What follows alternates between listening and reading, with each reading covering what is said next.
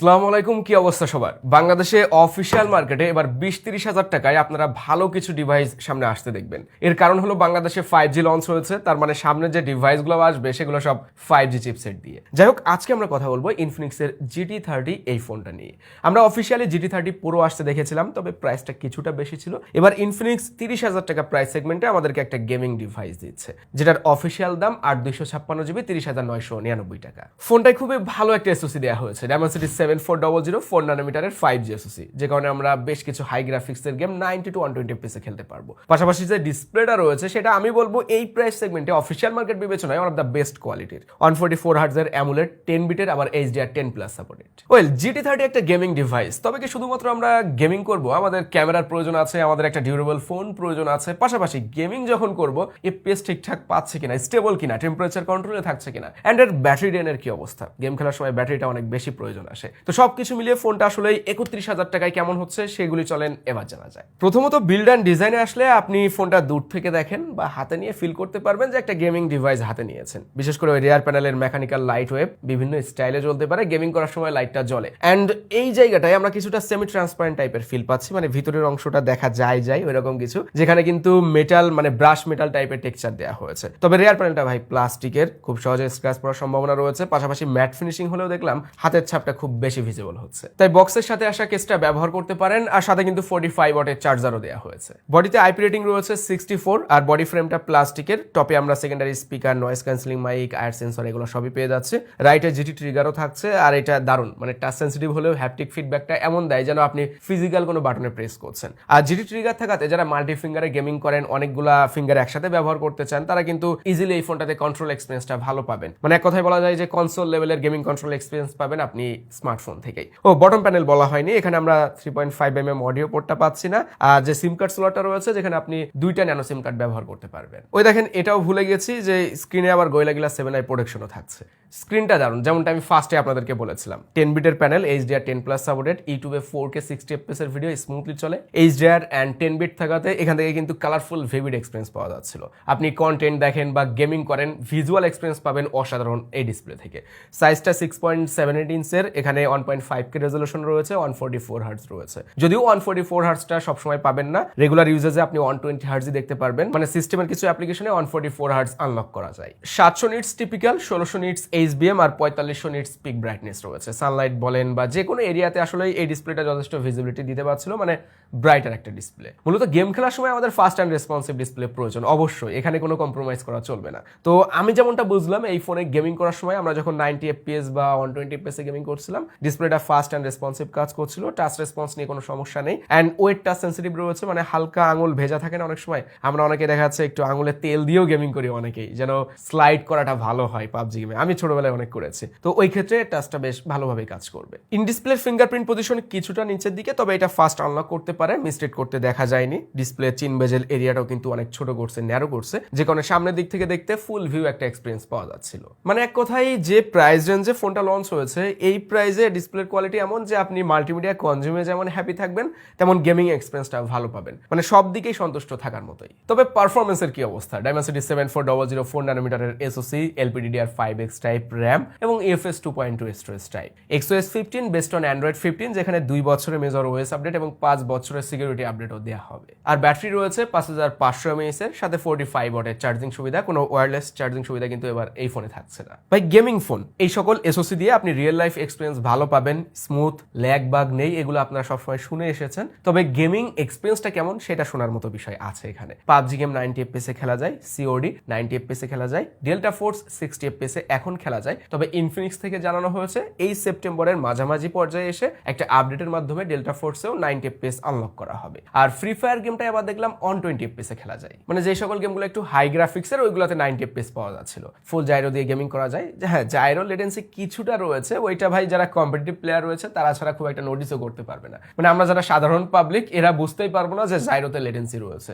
জাইরোর পারফরমেন্সটা ভালো পেয়েছি এই বাজেটের ফোন হিসাবে। তবে FPS স্টেবল কিনা সেটা একটু পরে জানাচ্ছি, আগে চলেন চলেন battery drain test and heating এর ব্যাপারটা জেনে আসি। আমরা এই ফোনে পাবজি গেম 90 FPS এ খেলেছি। 30 মিনিট গেমিং করার সময় ব্যাটারি ড্রেন হয়েছে 9 to 10%। হিটটা ছিল 40-41 ডিগ্রি সেলসিয়াসের কাছাকাছি। এরপরে আমরা ভিডিও রেকর্ডিং টেস্ট করেছি, বোথ ব্যাক ক্যামেরা এবং সামনের ক্যামেরাতে 4K 60 FPS এ ভিডিও শুট করা যায়। তো আমরা দেখেছি 30 মিনিট ভিডিও রেকর্ডিং করতে এই ফোনের হিটটা চলে যাচ্ছিল 40-41। এগেইন একটু হিটটা বেশি হচ্ছিল, ভিডিও রেকর্ডিং করার সময় ভাই হিট বেশি হয়, বিশেষ করে ক্যামেরা মডিউল এরিয়াতে। তো ওই সময় ব্যাটারিটা ড্রপ হয়েছে একটু বেশি, 10% প্লাস, যেখানে আমরা দেখেছি 12% পর্যন্ত যেতে। এরপরে আমরা এখানে ভিডিও কল টেস্ট করেছিলাম, যেখানে ভিডিও কলে 30 মিনিট কথা বলার জন্য এই ফোনের টেম্পারেচারটা চলে যাচ্ছিল 39.9, 38.9, মানে 40-র কাছাকাছি, 40 আপ হতে দেখিনি ভিডিও কলে কথা বলার সময়। ওই সময় আবার ব্যাটারি ড্রেনও কম হয়েছে, 5-6% পর্যন্ত ব্যাটারি ড্রেন হতে দেখেছিলাম ভিডিও কলে 30 মিনিট কথা বলার সময়। এফপিএস যেখানে বেশি সেখানে ফোন গরম হবে। আপনি এরকম ফোন পাবেন না যে হাই এফপিএস মানে 90-120 FPS এ গেমিং করছেন বাট ফোন থাকছে বরফের মতো ঠান্ডা। এই ফোনটাও কিন্তু তার ব্যতিক্রম নয়,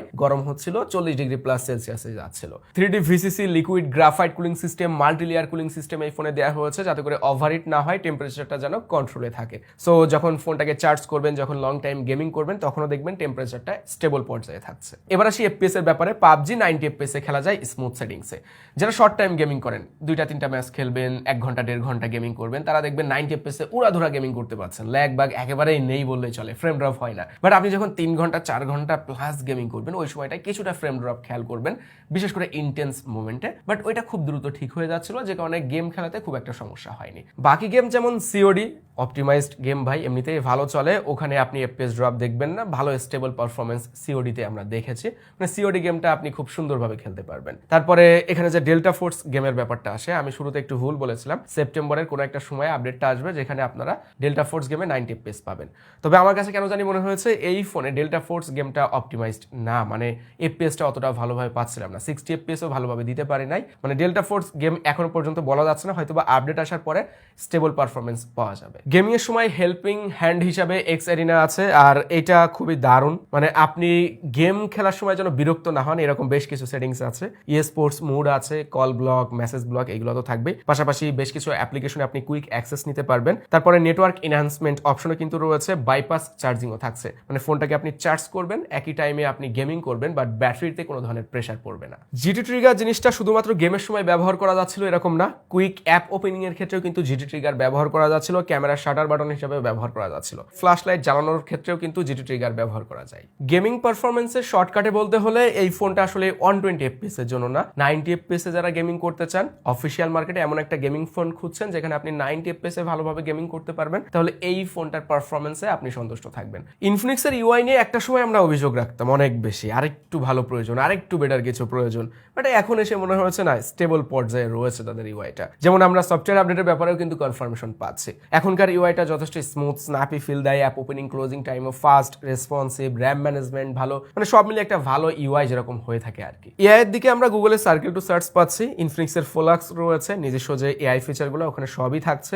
আমরা এআই পার্টে এই ব্যাপারগুলো বিশ্লেষণ করব। আগে চলেন ক্যামেরা পার্টটা শেষ করা যাক। যদিও ক্যামেরা কেন্দ্রিক ফোন না, বাট এই ফোনে আমরা ক্যামেরা ভালো পাচ্ছি, পোর্ট্রেট মোডে এইচ ডিটেক্ট ভালো, 4K 60 FPS এ বোথ ক্যামেরাতে শুট করা যায়। আপনি এখানে G99 কে G200 বানিয়ে যদি 30,000 টাকা প্লাস প্রাইস রেঞ্জে সেল করেন, ওখানে আপনি জীবনেও 4K 60 FPS এ ভিডিও শুট করতে পারবেন না। এটা কিন্তু আগের 4G SoC তে সম্ভব ছিল না। তো চলেন দেখে আসি ক্যামেরা কোয়ালিটি আসলেই কেমন পেলাম। পিছনে দুইটা ক্যামেরা, 64 মেগাপিক্সেলের ওয়াইড যেখানে সনি সেন্সর রয়েছে, বাট কোন সেন্সর সেটা আমরা খুঁজে পাই নাই, এবং 8 মেগাপিক্সেলের আলট্রা ওয়াইড রয়েছে, আর সামনে পাচ্ছি 13 মেগাপিক্সেল সেলফি ক্যামেরা। পোর্ট্রেট মোডে দুইটা ফোকাল লেন্থে ছবি তোলা যায়, আপনি 2x জুম করেও তুলতে পারবেন। 2x জুম করলে শার্পনেস, ডিটেইলস খুব একটা কমে আসে না। এইচ ডিটেক্ট খুবই ভালো করেছে, সফট অ্যান্ড ব্যাকগ্রাউন্ড বোকেটাও স্মুথ লাগছিল, মানে আপনি চুলের এরিয়াগুলো খেয়াল করলে বুঝতে পারবেন যে কত সুন্দর এইচ ডিটেক্ট এই ফোনে কিন্তু দিচ্ছে। ইনফিনিক্সের ফোনে আমরা কিছুটা ন্যাচারাল কালার টোন পাই, কালার টোনটা ফেস টোনটা ন্যাচারাল থাকে বেশি, অত বেশি লালচে ভাব বা ওয়ার্ম টোন পুশ করে না ফেস টোনের ভিতরে, সেরকমই ন্যাচারাল টোনে কিন্তু ছবিগুলো পাচ্ছিলাম। তবে লো লাইটে এসে পোর্ট্রেট মোডে কিছুটা সফটনেস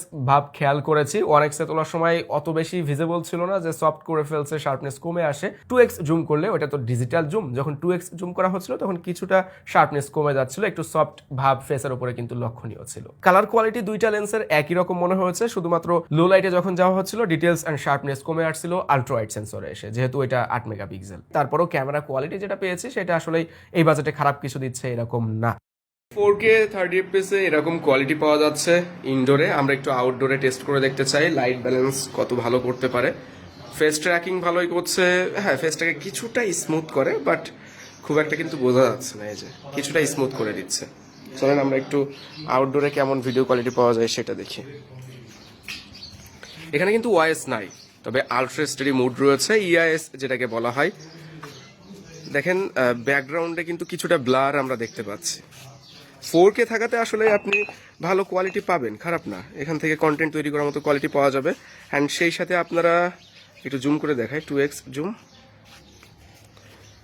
সেই সাথে কিন্তু আপনারা সাউন্ড কোয়ালিটিও শুনে নিতে পারেন যখন এরকম আউটডোরে ভিডিও শুট করবেন, আসলে কেমন সাউন্ড কোয়ালিটি দিতে পারবে। সামনের ক্যামেরাতে আমরা 4K 30 fps এ শুট করছি। ভিডিওর অনেক জায়গায় আমি বলেছি বোথ ক্যামেরাতে 4K 60 fps এ শুট করা যায়, এটা কিন্তু ভুল কথা। 4K 30 fps এ শুট করা যায়, 1080p 60 fps এ শুট করতে পারবেন। আলট্রা স্টাডি মুড অন করেছি সামনের ক্যামেরাতে, এই সময় স্টেবল ভিডিও কোয়ালিটি পাওয়া যাচ্ছে। কিন্তু সমস্যা কোথায়? Crop view. হ্যাঁ, আমাকে যদি ওয়াইড ভিউ নিতে হয়, আমার ফুল ফেসটা ক্লিয়ার নিতে হয়, দেখেন চুলের উপরের অংশ কেটে যাচ্ছে, তখন কিন্তু আমার হাত ঠিক এভাবে ধরতে হবে, যেটা সম্ভব না আসলে। আর আলট্রা স্টাডি মোড অফ রাখলে এই স্টেবল ভিডিও পাওয়া যাবে না, তখন আপনি ওয়াইড ভিউটা পাবেন। আর সাউন্ড কোয়ালিটি কেমন সেটা তো আপনারা শুনতেই পাচ্ছেন। এর সেলফি ক্যামেরাটাও চমৎকার, বেশ ভালো ওয়াইড সেলফি তোলা যায়। ওই দেখেন ওই জায়গাটা কি বলেন তো, পাখি, ওখানে পাখি বাসা করছে, ডিম পাড়ছে, তাওয়া দিচ্ছে, আমরা বাংলাতে যেটা বলি। ওই যে তো সেলফির ইমেজগুলো দেখলে আপনারা বুঝতে পারবেন, লো লাইট অ্যান্ড ডে লাইটে আমরা অনেকগুলো সেলফি তুলেছি। যদিও 13 মেগাপিক্সেল কম থাকলেও অনেকেই 32 বা তারও বেশি দিচ্ছে, বাট 13 মেগাপিক্সেল হিসাবে কিন্তু ছবির মান ভালোই লেগেছে আমার কাছে। ভিডিও কোয়ালিটি তো আপনারা দেখলেন, এর ক্যামেরাটা অলমোস্ট কিন্তু পারফেক্টের দিকেই যাচ্ছিল, যে পারফরমেন্সের সাথে ক্যামেরাটা একেবারে মিলে যায়, ডিসপ্লে কোয়ালিটিও ভালো। বাট একটা জায়গায় এসে থমকে গেছে, সেটা হলো ওআইএস নাই। ওইটা থাকলে বলা যেত যে এটা ক্যামেরার জন্য গুড একটা ডিভাইস, বাট ওয়াইসটা যেহেতু নাই, আর গেমিং ফোনে ওয়াইস থাকবে এরকম বাজেটে অন্তত আশা করাও যায় না। ফোনটাই camera two API level 3 support নাই, ফুল পর্যন্ত রয়েছে। হ্যাঁ, জিক্যাম ব্যবহার করা যায়, বাট অত বেশি সুবিধা করা যাবে না। তাছাড়া যে ক্যামেরা ইউআইটা রয়েছে ওইটাই আমার জন্য মনে হয়েছে যে, মানে আমার কাছে যেটা মনে হচ্ছে ওইটাই ভাই এনাফ। এআই নিয়ে যেমনটা বলছিলাম, গুগলের সার্কেল টু সার্চ থেকে শুরু করে ইনফিনিক্সের ফোলাক্স এগুলো তো রয়েছে, পাশাপাশি এআই স্টুডিও রয়েছে, যেখানে AI sharpness plus, AI eraser আর এআই এক্সটেন্ডার আমরা পাচ্ছি। এআই শার্পনেস প্লাস এগুলো সবাই জানে ভাই, ঘোলা ইমেজ শার্প করে দেয়, এক্সটেন্ডার হলো ওয়াইড করে দেয় ইমেজ, আর ইরেজার হলো আনওয়ান্টেড জিনিস থাকলে সেটাকে সরানো যাচ্ছিল। এখন কথা হলো পারফেক্টলি কাজ করেছে কিনা। হ্যাঁ, খুবই দারুণ কাজ করেছে। এআই ইরেজারটা বিশেষ করে আমার কাছে ভালো লেগেছে, কারণ এইটাই আমরা সব থেকে বেশি ব্যবহার করি, যেখানে পারফরমেন্সটা ভালো পেয়েছে। ডুয়েল স্পিকারস রয়েছে, চলেন আমরা একটু সাউন্ড কোয়ালিটি শুনে আসি।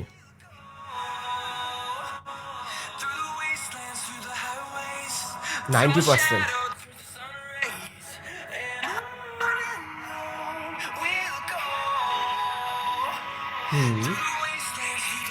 100%।